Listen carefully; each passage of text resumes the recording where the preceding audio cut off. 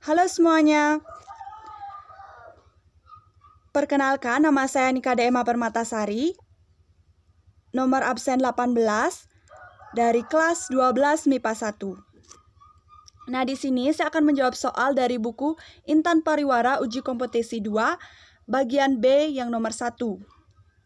Sebelum itu, saya akan menjelaskan sedikit mengenai apa itu sel volta.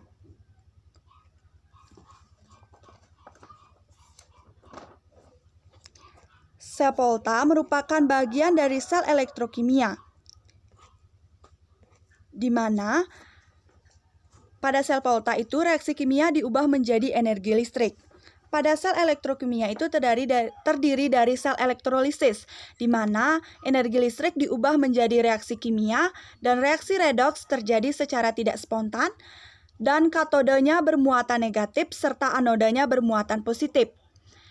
Pada sel volta itu merupakan kebalikan dari sel elektrolisis, di mana pada sel volta atau sel Galvin, reaksi kimia diubah menjadi energi listrik, reaksi redoks terjadi secara spontan, dengan katode bermuatan positif dan anodenya bermuatan negatif. Selanjutnya, kalian perhatikan skema dari sel volta pada layar. Nah, kalian bisa lihat ya di sana terdapat gelas beker pertama yang diisi dengan larutan ZnSO4 dan logam Zn yang dicelupkan sebagai anoda sebagai kutub negatif. Dan pada gelas beker kedua berisi larutan CuSO4 dan logam Cu yang dicelupkan sebagai katode atau kutub positif. Kedua larutan dihubungkan dengan jembatan garam yang berisi garam-garam seperti NaCl, KCl, atau KNO3 dalam gelatin atau agar-agar. Ion negatif yang terdapat di dalam jembatan garam akan menetralkan kelebihan ion positif pada setengah reaksi sel oksidasi. Sementara itu, ion positif pada jembatan garam akan menetralkan kelebihan ion negatif pada setengah reaksi sel reduksi. Elektron akan mengalir dari Zn melalui kabel ke elektroda Cu. Voltmeter akan menunjukkan harga dari potensial selnya. Potensial sel ini menunjukkan adanya aliran elektron atau aliran listrik dari logam Zn ke logam Cu. Jika skema selnya seperti itu, maka reaksi yang berlangsung pada katode yang mengalami reduksi yaitu Cu dan pada anoda yang mengalami oksidasi yaitu Zn. Selanjutnya kita bahas dari diagram sel. Diagram sel merupakan susunan suatu sel volta yang dinyatakan dengan notasi singkat. Langkah pertama yang kita lakukan untuk menentukan diagram sel, kita harus mengetahui dulu mana yang bertindak sebagai anoda dan mana yang bertindak sebagai katode. Anoda biasanya dituliskan di sebelah kiri, sedangkan katodenya dituliskan di sebelah kanan. Penulisan tersebut menyatakan bahwa pada anoda terjadi oksidasi sedangkan di katode terjadi reduksi. Dua garis sejajar yang memisahkan anoda dan katoda menyatakan jembatan garam. Nah, yang ini menyatakan jembatan garam dan garis tunggal menyatakan batas antar fase.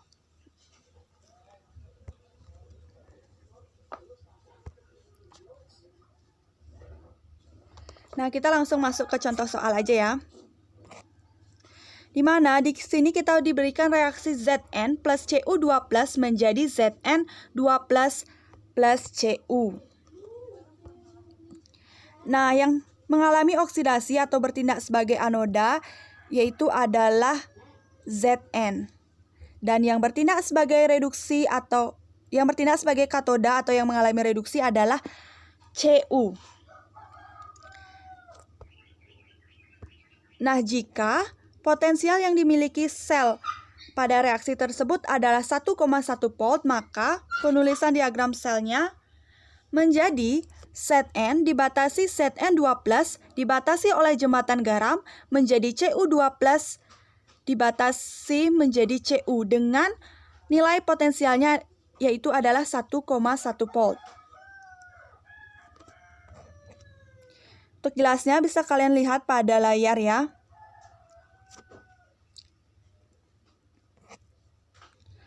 Nah, selanjutnya di sini kita akan membahas mengenai potensial sel. Potensial elektroda tidak dapat diukur secara langsung, oleh karena itu digunakannya hidrogen atau H2 sebagai elektroda pembanding standar dan diberikan harga potensial elektrodanya yaitu 0. Potensial ditentukan dengan cara mengukur potensial listrik yang timbul karena penggabungan kedua setengah sel. Pengukuran ini dilakukan menggunakan voltmeter. Jika kalian ingin menentukan potensial sel, maka kalian gunakan rumus, yaitu E sel sama dengan E reduksi atau katode, min atau dikurangi E oksidasi anode. Nah, kalian bisa lihat ya pada tabel ini ada beberapa harga dari potensial elektroda. Misalnya, nilai dari Li itu min 3,05 dan nilai dari K itu min 2,92 dan nilai dari BA yaitu min 2,90. Serta seterusnya ya. Nah, sekarang kita bahas mengenai deret volta. Suatu unsur logam dapat disusun berdasarkan kenaikan harga potensial yang makin besar atau urutan logam yang makin mudah mengalami reduksi. Inilah yang kita kenal dengan deret volta. Logam pada deret volta dari kiri ke kanan bersifat makin mudah mengalami reduksi atau oksidator makin kuat. Sementara itu, logam pada deret volta dari kanan ke kiri makin mudah mengalami oksidasi atau reduktor makin kuat. Ini ya maksudnya. Dari kiri ke kanan itu dia akan mengalami reduksi.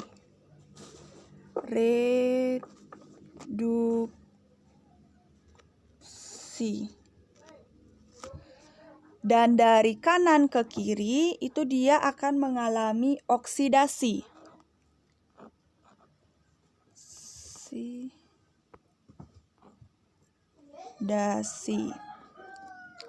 Nah, di mana yang mengalami reduksi itu kita bertindak sebagai katode dan yang mengalami oksidasi itu bertindak sebagai anode. Baik, kita lanjutkan.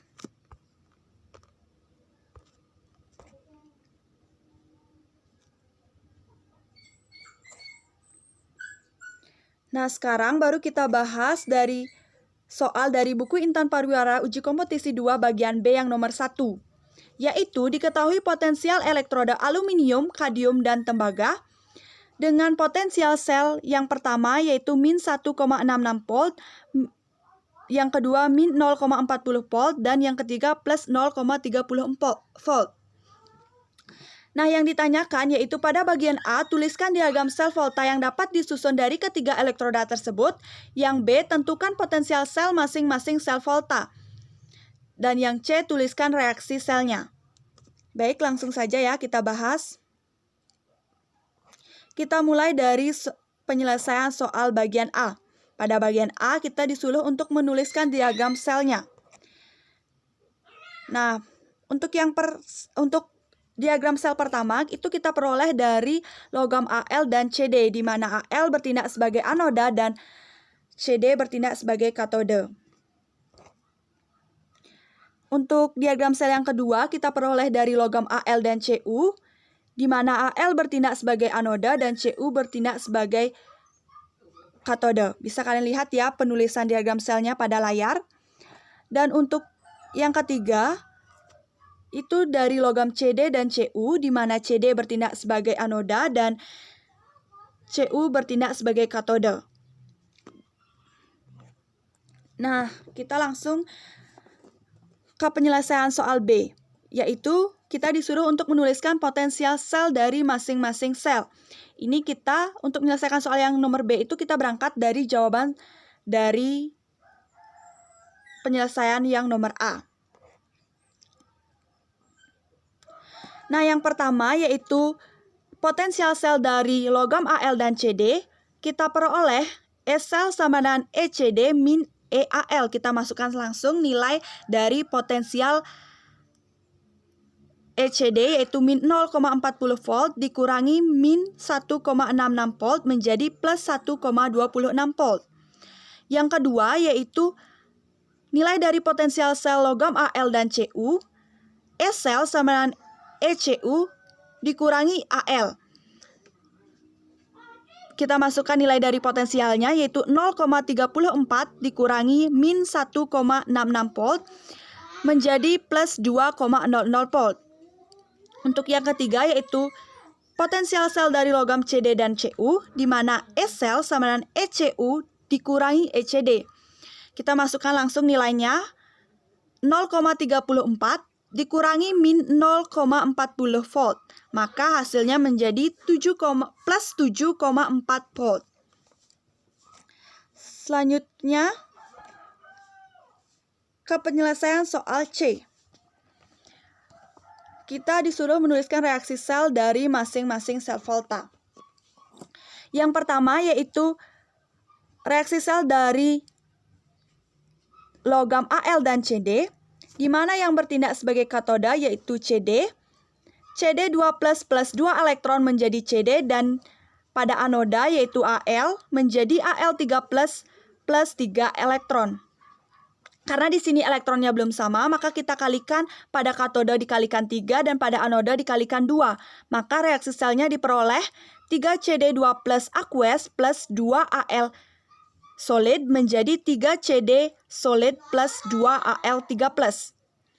Nah, untuk kedua yaitu reaksi sel dari logam Al dan Cu pada katode yaitu Cu2 plus 2 elektron menjadi Cu dan pada anode yaitu Al menjadi Al3 plus 3 elektron, di mana pada katode kita kalikan 3 dan pada anode kita kalikan 2.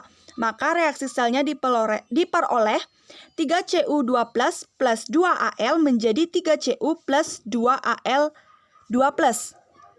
Dan pada reaksi sel pada logam CD dan Cu, pada katode yaitu Cu2 plus 2 elektron min menjadi Cu dan pada anode yaitu CD menjadi CD2 plus 2 elektron. Karena di sini nilai elektronnya sudah sama, maka kita bisa langsung coret saja. Maka reaksi selnya akan diperoleh 7 Cu2 plus CD menjadi Cu plus CD2 plus. Nah, kita sudah selesai membahas soal baik bagian A maupun bagian B dan C. Sekian, terima kasih.